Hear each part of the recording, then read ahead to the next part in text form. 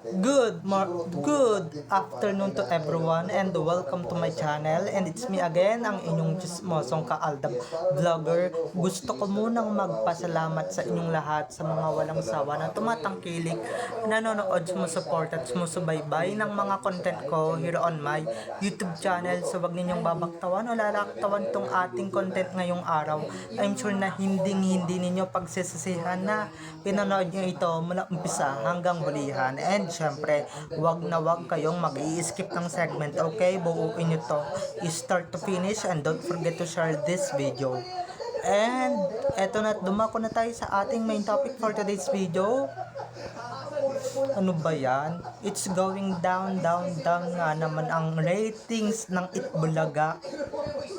Tuluyan na nga kinakarma. Kung dati nababalita ako dito sa YouTube channel ko is 3%, ngayon guys 2% na lang sila. So ito na guys, watch this. Mamaya ipapaliwanag ko sa inyo ng buong buo. So ito na guys, watch this. At kung nakita nyo na ngayong recap, so once again si Titi o sa mga admins, dumako na tayo sa ating main topic for today's video. Gaya nga ng sinabi ko kanina, ano ba yan? Itbulaga? Ano ba yan? Kahihiyan? Grabe. Sobrang kahihiyan, no? Dati, kung nababalitaan natin or nababalita ko na dito sa YouTube ko, kung naaalala ninyo, is 3%. Ngayon, mas bumaba pa talaga ng bonggang-bongga. Ngayon, kahapon ko lang nakita tong ratings na to ay 2.9% na lang ng ratings ang rating nila ngayon.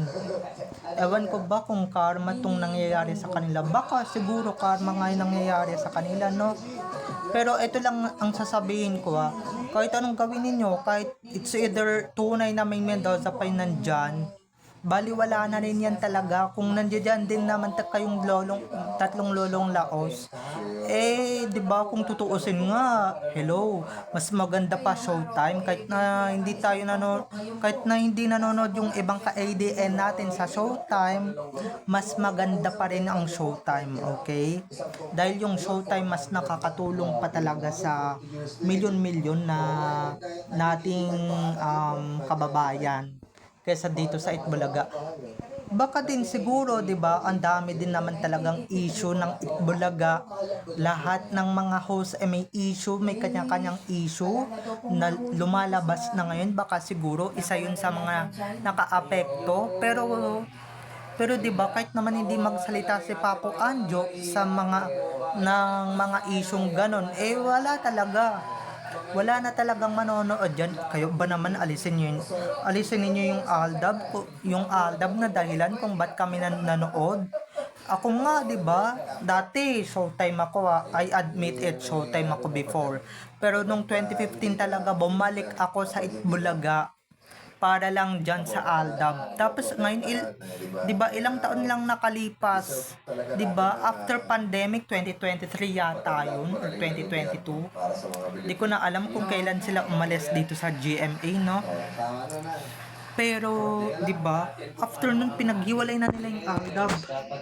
Babalik na sana nung pandemic or nung nagkaroon ng pandemya, bumabalik na eh. At ito bumabalik na nga sa dati yung Aldab, pero ngayon nag-decide tong si Vic Soto, si VS, na hindi na talaga ibalik yung Aldab, 'di ba? Siya mismo yung nag-decide. Ngayon napala ninyo. At ito pa bukod sa mababang ratings, naku po, Diyos ko po.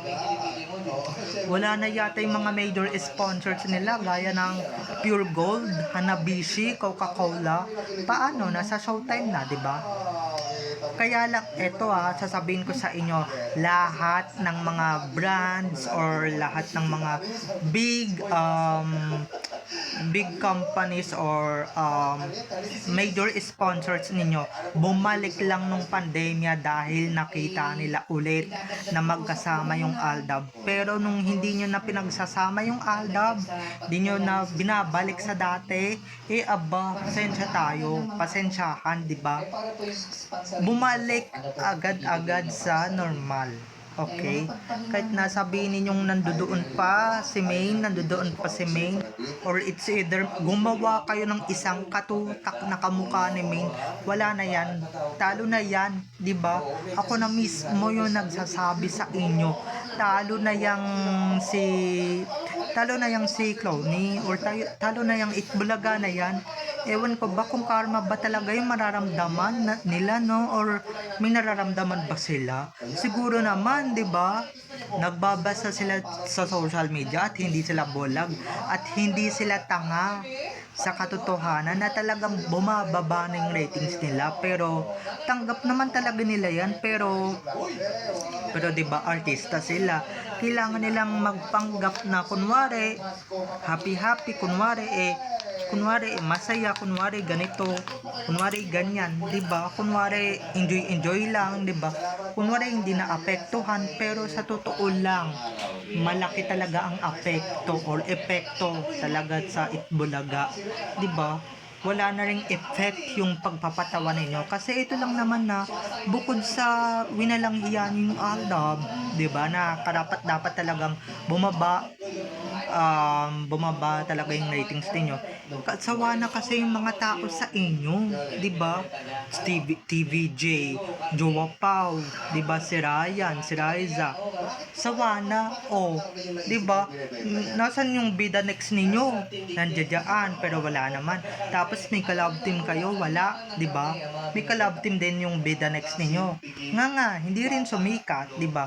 Hindi rin nakatulong sa ratings, at saka may isa pang bakla na na na hindi naman din nakakatulong ng ratings or sa ratings nyo. Kung pwede lang, 'di ba, alisin na dapat yung TVJ diyan. Total sawa naman na yung mga tao diyan, 'di ba? Sawa na lahat ng madlang people diyan. Kaya kung ako sa inyo, manood kayo ng Showtime, dahil sa Showtime talaga liligaya kayo, at syempre mananalo kayo, no, pag pumunta kayo sa Showtime.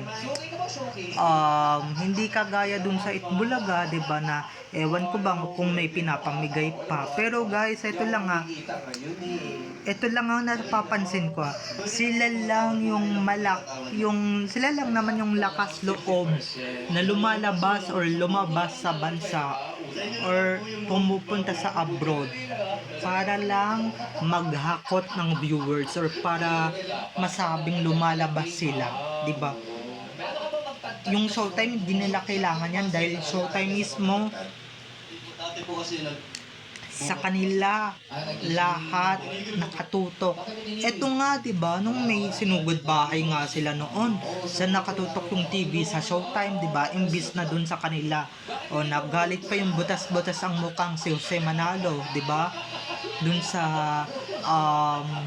sa winner or sa nanalo sa One for All for One, or sa sugod bahay segment, na ba't yan daw yung pinapanood nila at hindi Itbulaga. So tanggapin nyo na, 'di ba? Maski saan kayo pumunta ang lupalop, 'di ba?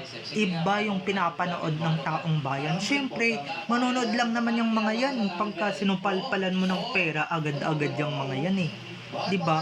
Pero pag wala, 'di ba, mas favorite talaga nila yung Showtime. Mas favorite at mas love nila yung Showtime, 'di ba? Ngayon easy access na, nasa GMA na yung Showtime, at sana magtuloy-tuloy sila sa GMA Kapuso Network. Pero sila, 'di ba? Buhat nung lumipat yata sila nagganda karma na sila, 'di ba? Nagganda malas na yung nangyayari sa kanila. 'Di ba? Sa bagay, hindi lang naman pala ngayon nangyari ito. Nangyari din pala to noon, nung 2023, nung hindi na nila pinagsasama yung Aldab. 'Di ba? Yan ang malaking epekto ng pagwawalang hiya ninyo sa Aldab. Ngayon yung sabihin na hindi na malakas ang ADN or wala ng Aldab, 'di ba? Yan yung epekto sa inyo. 'Di ba? Naalala ko tuloy, 'di ba? Total bagsak na yung ratings niyo, alalahanin ko na rin na. Naalala ko lang, 'di ba? May nagtanong na isang netizen diyan kay Vic Soto kung kailan babalik si Alden sa Itbulaga. And he replied, na no need, hindi namin siya kailangan, kaya na namin. Ngayon yung patunayan na kaya nyo talaga nang walang tulong ni Alden, at kailangan din naman, 'di ba?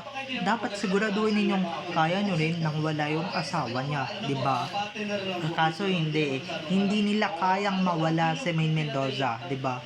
Kaya ayan, pati si Maine nasasama sa kamalasan nila kasi nga hindi pa siya umaalis sa Itbulaga, 'di ba? Kaya wrong move, wrong choice talaga ang pag-i-stay ni Maine sa Itbulaga. Pero yung totoong Maine talaga is umalis na sa Itbulaga. Yung clone talaga na mukha naman talagang chipipay na wala din naman na itutulong sa ratings, talagang wala din talagang na itutulong, cheap nga. Maski yata yung mga commercial ni Maine Mendoza no, nag-pull out na yata, 'di ba? Ewan ko ba kung ano yung kwento na netong susunod na kabanata na to. Baka mamaya 1 na lang yung rating ninyo, or mas matindi pa 0 ratings. Hindi pa ba kayo nauuntong sa katotohanan na walang nanonood sa inyo? Kitang-kita nyo naman sa background music ko dito, 'di ba? Mas masaya pa yung Showtime kaysa doon sa Itbulaga. Kaya please lang mga ka-ADN, suportahan natin ang Showtime, okay? So, bye-bye na mga ka-ADN. I love you all. Have a nice day. Keep safe and God bless everyone. Don't forget to subscribe to my YouTube channel, and syempre, don't forget to click the notification bell para pag nag-upload ako, kayo agad ang unang-unang manonotify sa aking mga susunod pang i-upload na mga videos. Okay? So, bye-bye na mga ka-ADN. I love you all. Have a nice day. Keep safe and God bless everyone. And happy birthday sa lahat ng mga nagdidiwang ng birthday today. Bye-bye. I love you all.